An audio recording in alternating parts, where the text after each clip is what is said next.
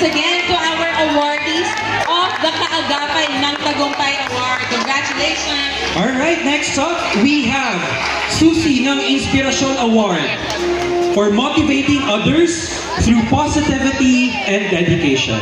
So we have 2 awardees for Susi ng Inspirasyon. From Grab, Inspirasyon is Joanna Marie Hala.